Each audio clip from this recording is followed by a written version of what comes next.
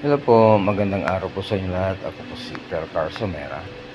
At ngayon po ay dito kami sa tabing dagat. Ito po yung Port Salmagi Port. Ito po yung dumadaang mga cruises dito, mga cruise ship. So, naghanap po kami ng mga maluluto ngayon sa itong view.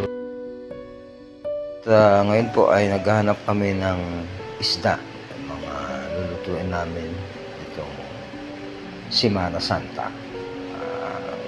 Sure lang ho na walang karne dahil bawal po kumain sa karne ngayon. So, ayun na po, tingnan natin kung anong pwedeng mabibili natin. Dito na po ay dardarat na po ito.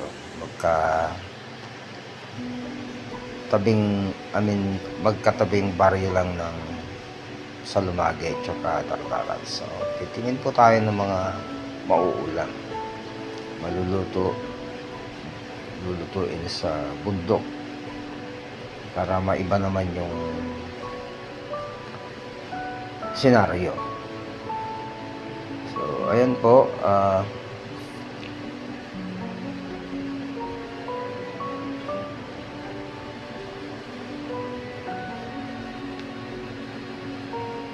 so meron po silang isda, prasko pa.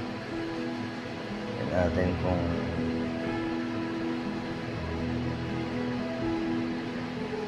ito naman po yung namimingwit naman to. Tingnan natin kung ano mahuhuli at maluluto. So, sit back and relax lang po at umpisahan natin ang magluto mamaya-maya pag nakabili. So, nakabili na po tayo ng octopus. Binagyan lang po ng asin. Tapos, isisiga. Ito naman po ay sibuyas, kamatis, eskalyon. At ginigisa lang po sa mantika. Tsaka, konting asin lang po.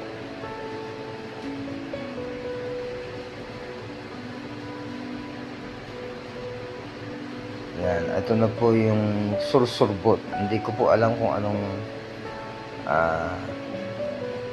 klase ito, pero ito po ay tawag nila sa Ilocano ay sursurbot. Igigisa lang po. Nakukuha ito sa buhanginan sa dagat. Gisa lang. Yan, konting asin. Masarap po siya. Maraming ulam, kanin na mauubos pagka natikman niyo po ito. Sarap po.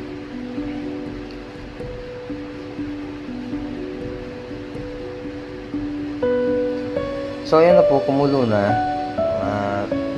10 minutes lang po na luto. Mabilis lang.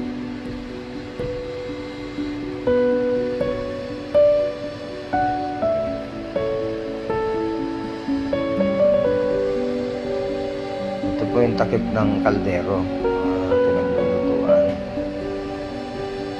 At ito naman po, yung isda naman, ito po ay kanige.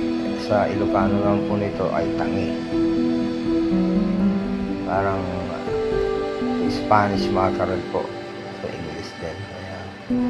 Ayan na po yung inihaw na octopus. So, luto na po yung sursugbot, kaya titikman po natin. Ayan. Hirap lang kunin. Sarap po siya. Ayan po. Wow, sarap po. Malambot po siya, medyo hindi naman kaalatan. Kaya konting asin lang yung dinalagay. Tapos ito na po yung tentacles ng octopus. Bale, inihaw po ito.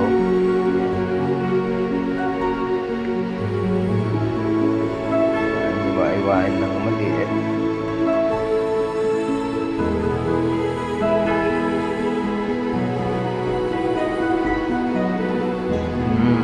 Sarap po. Sarap.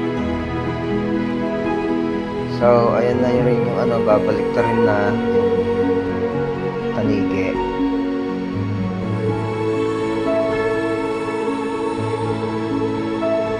Ayan, babalik ta rin.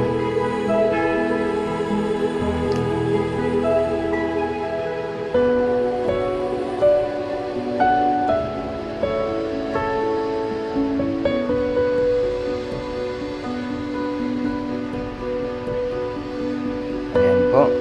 Perfect po ang pagka-grill, pagka-luto.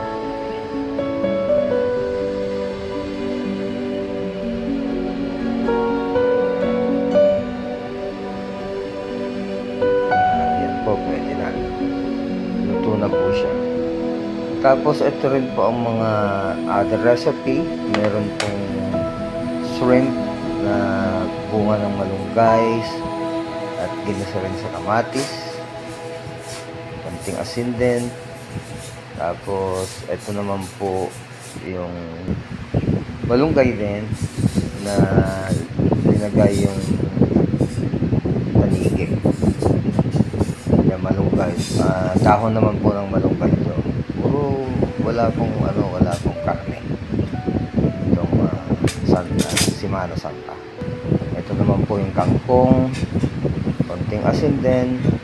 Na-blanch lang po. Tapos may kamatis, sibuyas.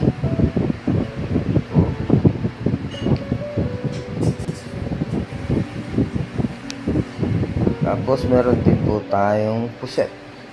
Kaya puro seafoods lang po lahat. So marami pong salamat sa inyong papanood at sana po ay patnubayan po kayo ng Poong May Kapal. God bless po sa inyong lahat.